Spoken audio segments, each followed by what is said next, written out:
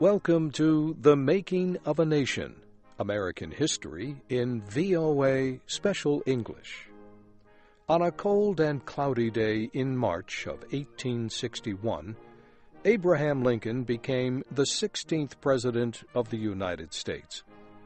In his inaugural speech, the new president announced the policy that he would follow toward the southern states that had left the Union.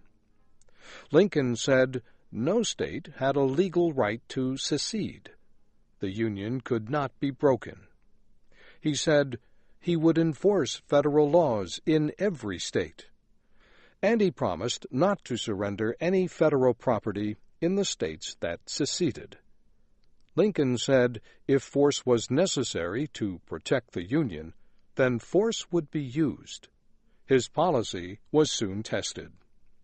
This week in our series, Jack Weitzel and Jack Moyles discuss the dispute over the federal base that was being built at Fort Sumter. On his second day as president, Lincoln received some bad news from Fort Sumter at Charleston, South Carolina. Major Robert Anderson, the commander of the small United States force at Sumter, wrote that his food supplies were low. At most, said Anderson, there was enough food for 40 days. Unless he and his men received more supplies, they would have to leave the fort. Lincoln wanted to keep Fort Sumter. It was one of the few United States forts in the South still held by federal forces, and he had promised not to give up any federal property in the states that seceded. But getting food to Fort Sumter would be a very difficult job. The fort was built on an island in Charleston Harbor. It was surrounded by Southern artillery. Southern gunboats guarded the port. To get supplies to Anderson and his men, a ship would have to fight its way to Sumter. Such a battle was sure to begin a bitter civil war. There also was the danger that fighting would cause slave states still in the Union to secede and join the Southern Confederacy. The Army chief, General Scott, warned Lincoln that it was too late to get supplies to Fort Sumter. He said Southern defenses around the fort were so strong that a major military effort would be necessary. He said it would take months to prepare the warships and soldiers for such an effort. Major Anderson and his men at Sumter, he said, could not wait that long. There was another plan, however, that might work. It was proposed to Lincoln by Captain Gustavus Fox of the Navy Department. Captain Fox said soldiers and supplies could be sent down to Charleston in ships. Outside the entrance to the harbor, on a dark night, they could be put into small boats and pulled by tugs to the fort. Fox said a few warships could be sent to prevent Southern gunboats from interfering. Lincoln liked this plan. He asked his cabinet for advice. If it were possible to send supplies to Sumter, he asked, would it be wise to do so? Postmaster General Blair was the only member of the cabinet to answer yes. Treasury Secretary Chase was for the plan only if Lincoln was sure it would not mean war. Secretary of State Seward and the others opposed it. They said it would be better to withdraw Major Anderson and his men. They felt that now was not the time to start a civil war. This opposition in the cabinet caused Lincoln to postpone action on the Fox plan. But he sent two men separately to Charleston to get him information on the situation there. One was Captain Fox. The other was a close friend, Ward Lamon. In Charleston, Fox met with Governor Pickens. He explained that he wished to talk with Major Anderson, not to give him orders, but to find out what the situation really was. Governor Pickens agreed. A Confederate boat carried Fox to Sumter. Anderson told Fox that the last of the food would be gone on April 15th. Ward Lamon went to Charleston after Fox returned to Washington. He, too, met with Governor Pickens and Major Anderson. The South Carolina governor asked Lamon to give Lincoln this message: "Nothing can prevent war except a decision by the President of the United States to accept the secession of the South. If an attempt is made to put more men in Fort Sumter, a war cry will be sounded from every hilltop and valley in the South." Lamon reported to Lincoln that the arrival of even a boatload of food at Sumter would lead to fighting.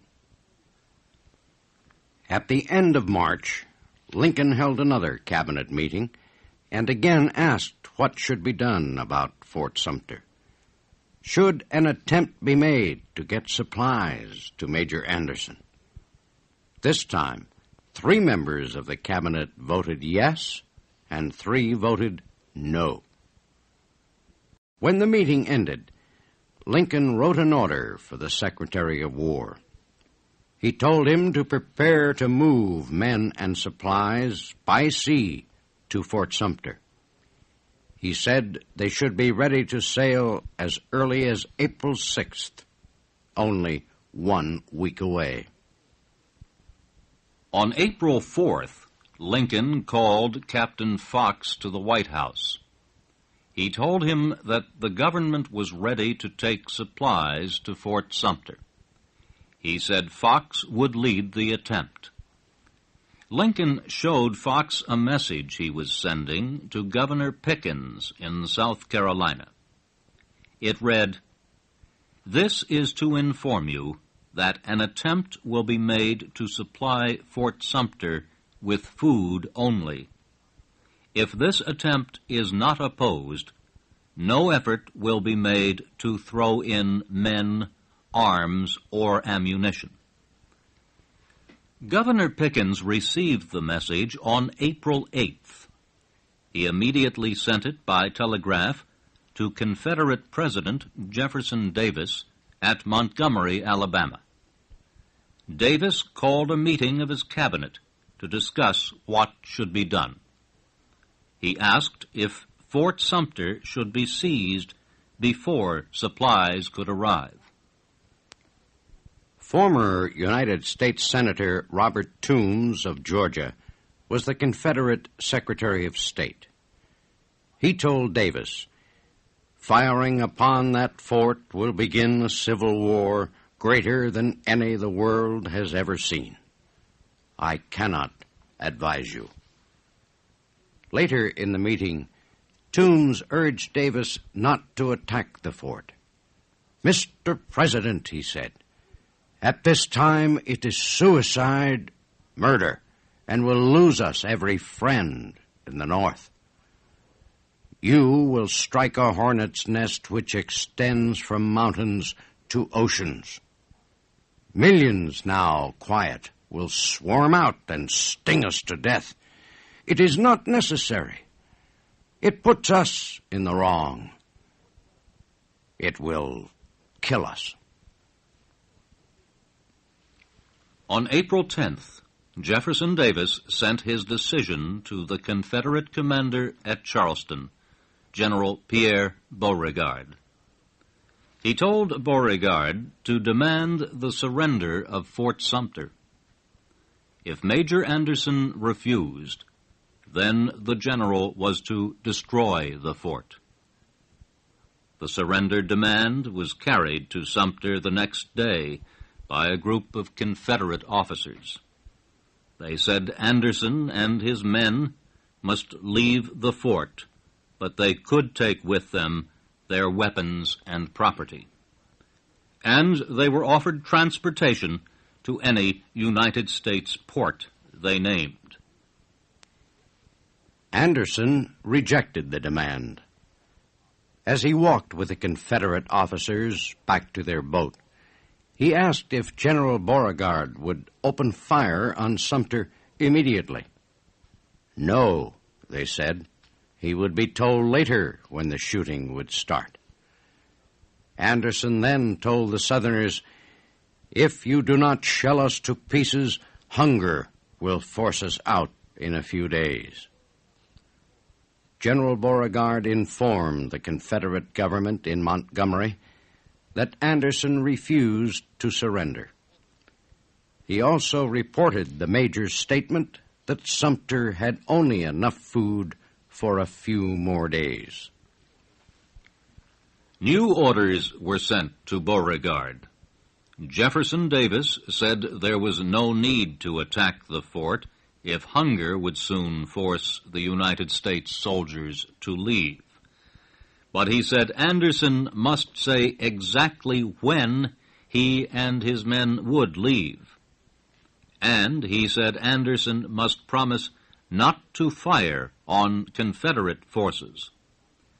If Anderson agreed to this, then Confederate guns would remain silent.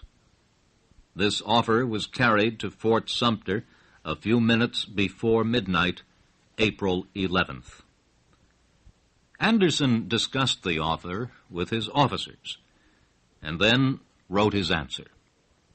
He would leave the fort on April 15th if the Confederates made no hostile act against Fort Sumter or against the United States flag.